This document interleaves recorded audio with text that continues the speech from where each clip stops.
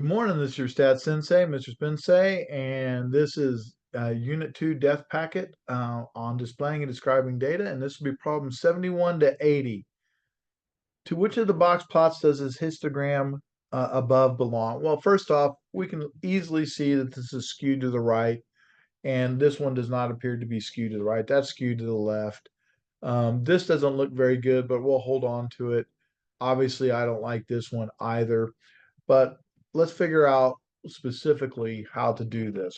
Well, I divided this up into boxes, and I have 1, 2, 3, 4, 5, 6, 7, 8, 9, 10, 11, 12, 13, 14, 15, 16 boxes.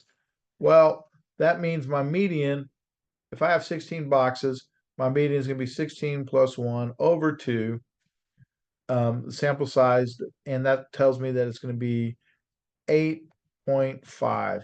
Well, 1, 2, 3, 4, 5, 6, 7, 8. So 8.5 is going to be right here at the line of 10. Well, that means I need a median of 10. Well, that gets rid of B and D. And so now we're down to these two. All right. Now, just the fact that it's skewed to the right looks like it should be D, but let's look into this a little further. We need to identify where Q3 would be. Well, Q3 is going to be halfway between, remember we have 16, so we're going to want 3/4 of the way. Well, what's 3/4 of the way? Well, that means I need to, or I need to go another fourth. And if we have 16 boxes, I need to add 4 to this, would be at 12.5.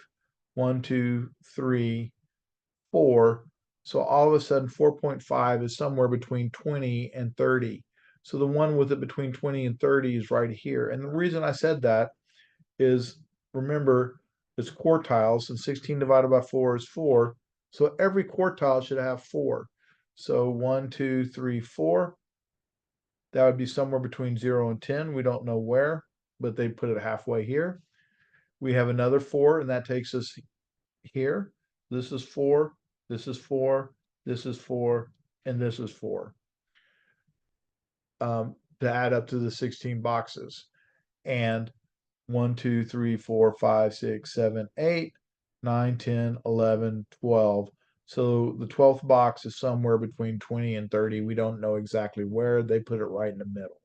Okay, so our best answer choice for this one is D. All right, moving on to number 72.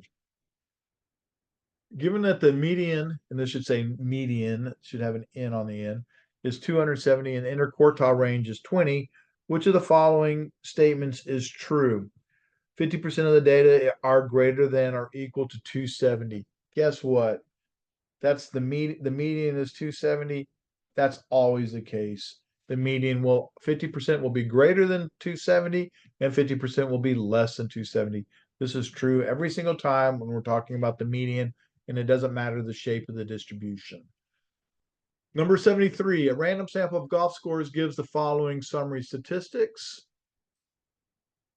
What can be said about the number of outliers? Well, the way we figure outliers is Q1, X has to be less than Q1 minus 1.5 times the IQR. And we need to figure out what our IQR is. So our IQR in this case is Q3 minus Q1, because that's our formula. And so Q3 is 91 minus 78. So our IQR is 13. So if it's less than this, so in this case, we have 78 minus 1.5 times 13. So let's do that real quickly. 78 minus 1.5 times 13. So I need a value less than 58.5.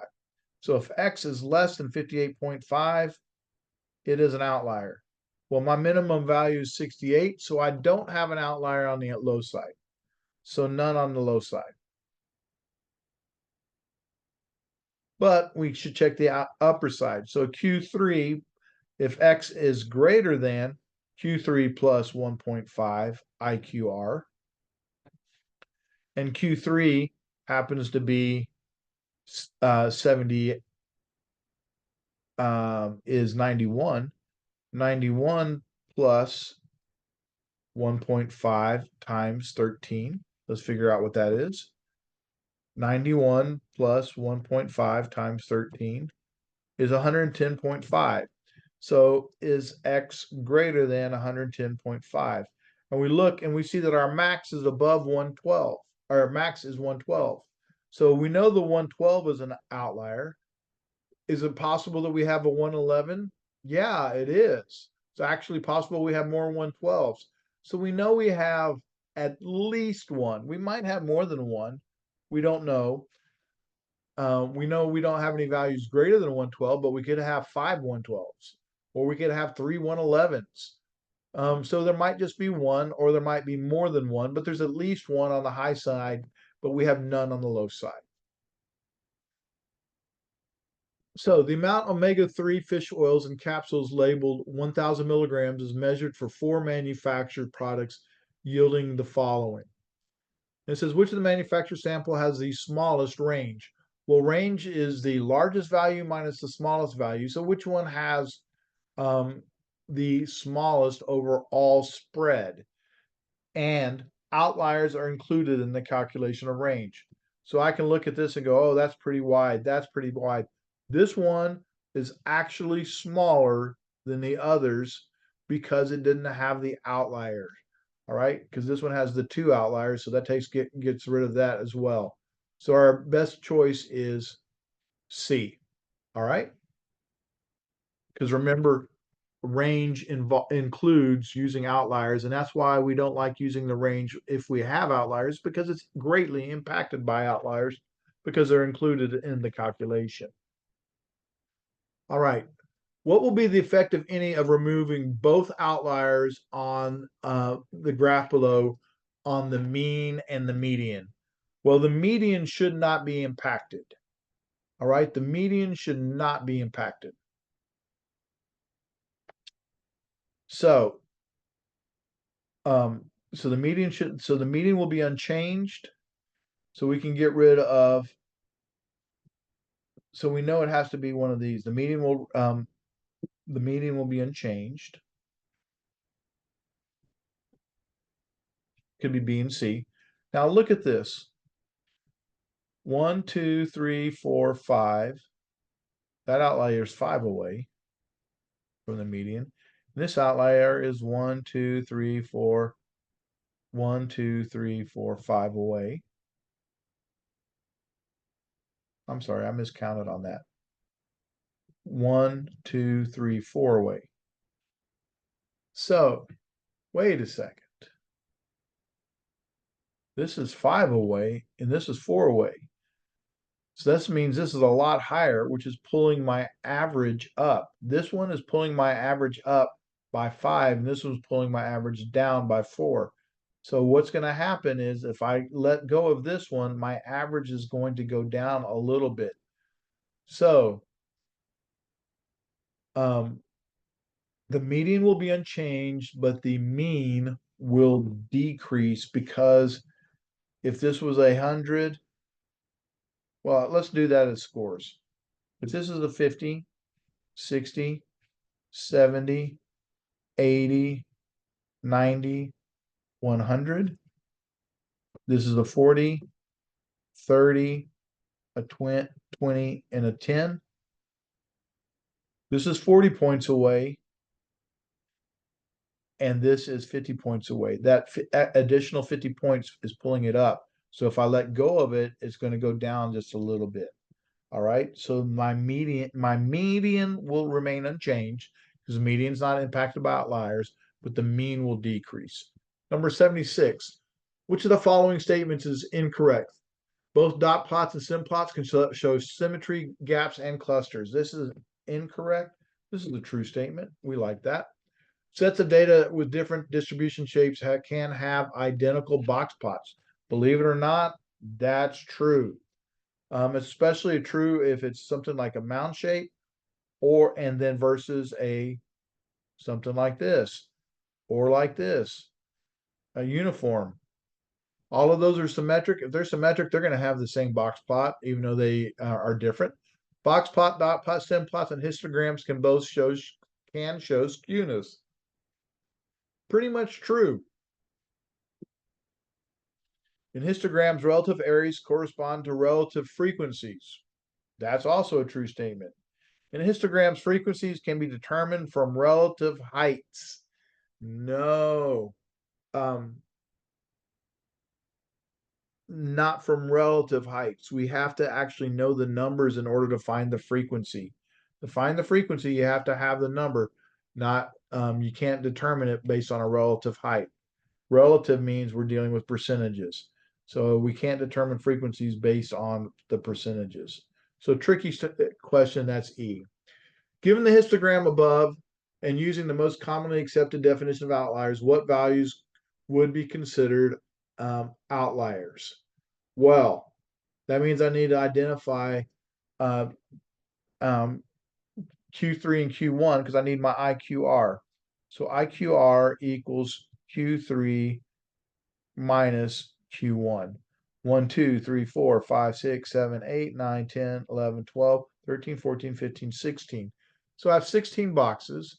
So 1, 2, 3, 4. Looks like Q1 occurs at 70. All right, 1, 2, 3, 4. It looks like Q3 occurs at 90. So my IQR equals 20. And to be an outlier, X has to be less than Q1 minus 1.5 times the IQR.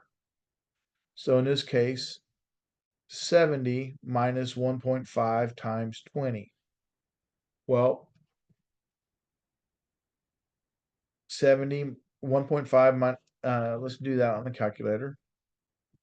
70 minus 1.5 times 20. We'd have to have a value of 40 or less. X would have to be less than 40. There's nothing here less than 40, so no outlier there.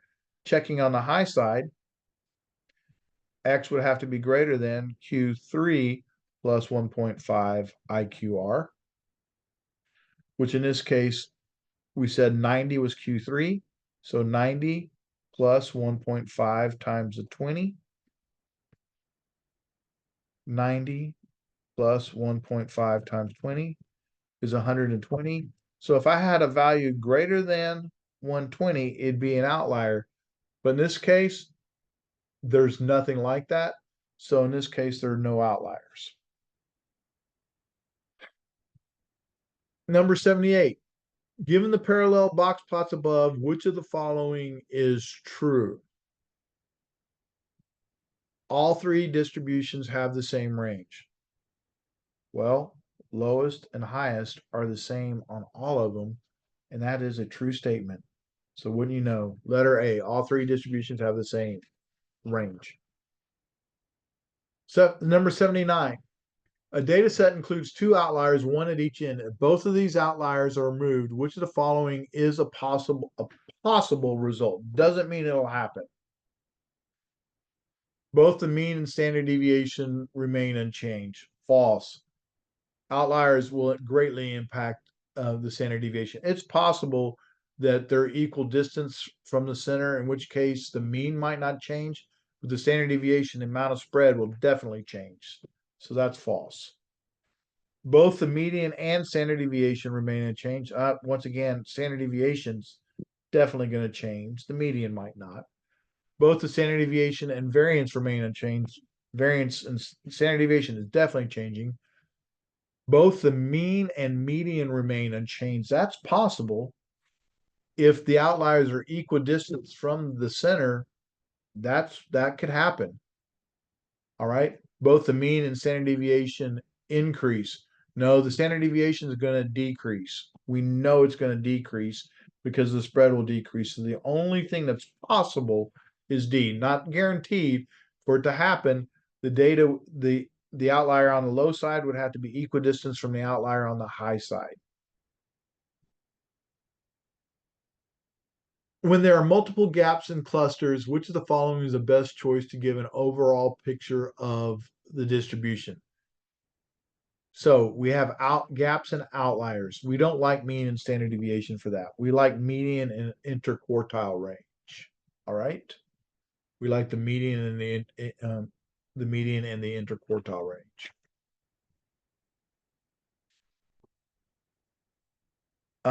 Box plot with its 5-number summary, stem plot, or histogram. I really prefer. Okay, so this is an okay answer, but we always have to look to see if there's a better answer. Box plot with its 5-number summary, useful, but we can't with clusters. We can't see clusters and gaps. All right, we can't see clusters and gaps, so that's not very good. Stem plot or histogram. Oh, that picture. These show gaps. They show clusters. They show outliers. We really like this. That's my best choice. So in this case, B is not a bad choice, but D is the best choice. All right, so letter D for number 80. All right, this is the end of this video and hope to see you on the next one. Thank you for watching.